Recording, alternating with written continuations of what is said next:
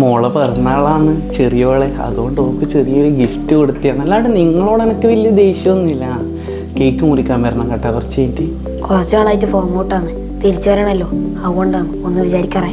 വലിയൊരു പരിക്കും കഴിഞ്ഞിട്ട് വന്നല്ലേ, പിന്നെ വൈസ് ക്യാപ്റ്റനും കൂടി ആയിപ്പോയില്ലേ. പക്ഷെ നിങ്ങൾ വിചാരിക്കണം 50 അടിക്കാൻ പറ്റില്ല അല്ലേ എന്നാ.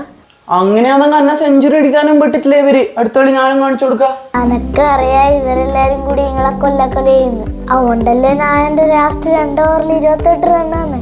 വെച്ചോ നമ്മൾ പിന്നെ ചെയ്യാത്ത റോളൊന്നും ഇല്ലല്ലോ. ഓപ്പണിംഗ് ആണെങ്കിൽ ഓപ്പണിംഗ്, ഫിനിഷിംഗ് ആണെങ്കിൽ ഫിനിഷിങ്. അതുകൊണ്ടാണ് വേറെ വിചാരിക്കറേ.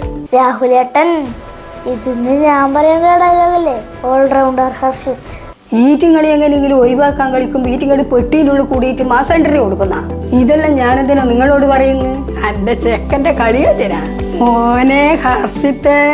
പെരിയ ബോസ്, ഇന്ന് റീസൺ ഒന്നും കിട്ടിയില്ലല്ലോ, ഇനിയിപ്പോ എന്താ ചെയ്യാ? തലക്കൊരു റീസൺ ഇല്ലാതെ ഇന്ത്യയിൽ ഒരു ക്രിക്കറ്റ് കളി നടക്കൂന്ന് എനിക്ക് തോന്നുന്നുണ്ടാ. നീ ആ റണ്ണൗട്ടിൻ്റെ വീഡിയോ നോക്കിയാ? പണ്ട് നമ്മളെ തലേന സെമി ഫൈനലിൽ റണ്ണൗട്ടാക്കിയതിൻ്റെ റിവെഞ്ചല്ലേ അത്. Oh my cake what. ഓരെത്ര ബാക്കിയുണ്ട് നോക്കിയാ? 7 ഓവർ. റീസൺ തന്നെ.